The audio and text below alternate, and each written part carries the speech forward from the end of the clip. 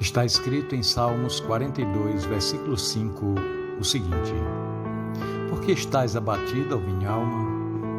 Por que te perturbas dentro de mim? Espera em Deus, pois ainda o louvarei. Meu irmão, minha irmã, este versículo é citado 3 vezes no Salmo 42 e 43. Essa repetição ocorre por causa da ênfase que o salmista quer dar à necessidade de sermos os terapeutas de nossa própria alma.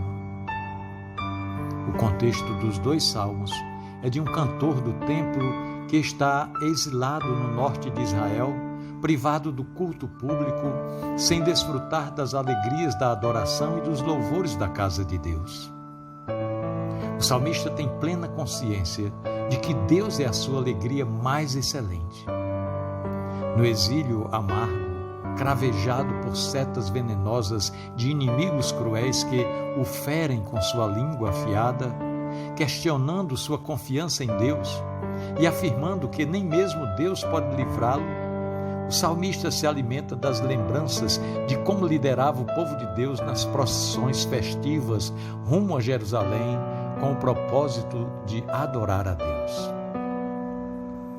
E é exatamente nessa conjuntura que, numa conversa diante do espelho, numa solidão profunda, o salmista confronta a sua própria alma, advertindo-a a não ficar mais abatida, mas prometendo louvar a Deus, o seu verdadeiro auxílio.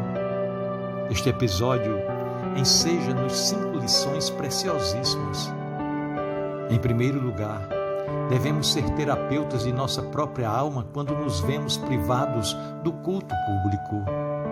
O autor desses 2 salmos estava no exílio, banido de Jerusalém, longe da casa de Deus, privado das festas, cercado por inimigos impiedosos e por 5 circunstâncias muito assustadoras.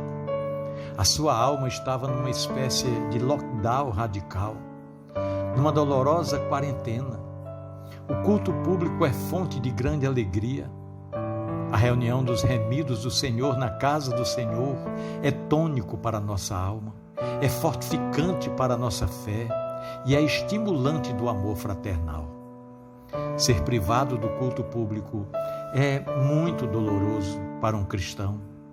Afastar-se desse privilégio é muito perigoso.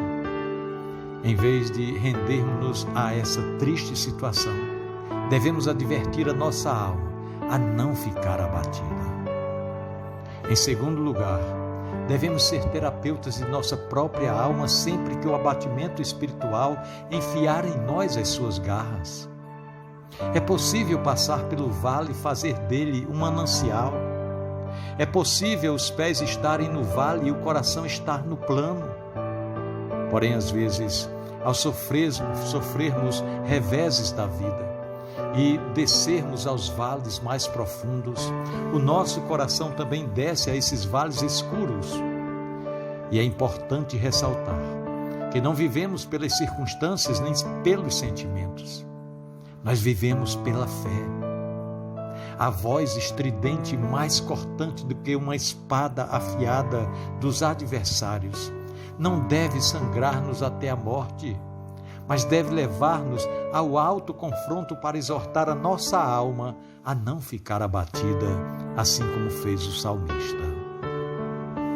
Em terceiro lugar, devemos ser terapeutas de nossa própria alma sempre que perdermos a serenidade a ponto de ficarmos perturbados.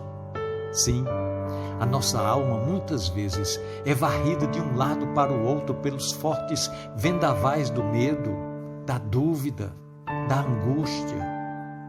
O salmista, além de estar impedido de estar na casa de Deus, era também atormentado pelos seus adversários.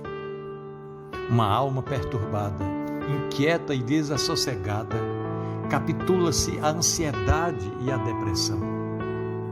Uma alma perturbada tira nossos olhos de Deus para colocá-los na carranca da crise. Precisamos conversar, portanto, com a nossa alma. Precisamos confrontá-la. Não devemos permitir que na nossa alma habite o território da perturbação. Em quarto lugar, devemos ser terapeutas de nossa própria alma, alimentando-a com o eficaz remédio do louvor. O salmista está privado do santuário de Jerusalém, mas sua alma é um santuário onde Deus habita. O louvor não está restrito apenas a uma geografia ou a uma circunstância. Não. Nós podemos louvar a Deus na prisão, como Paulo e Silas. Podemos louvar a Deus no luto, como Jó. Podemos louvar a Deus na noite da traição, como Jesus. O nosso Deus inspira canções de louvor até mesmo nas noites mais escuras. E em quinto e último lugar, devemos ser terapeutas de nossa própria alma, relembrando a ela quem é o nosso verdadeiro auxílio. O salmista encontra pouso seguro para a sua alma nas tempestades da vida, ao afirmar que o seu Deus é o seu verdadeiro auxílio.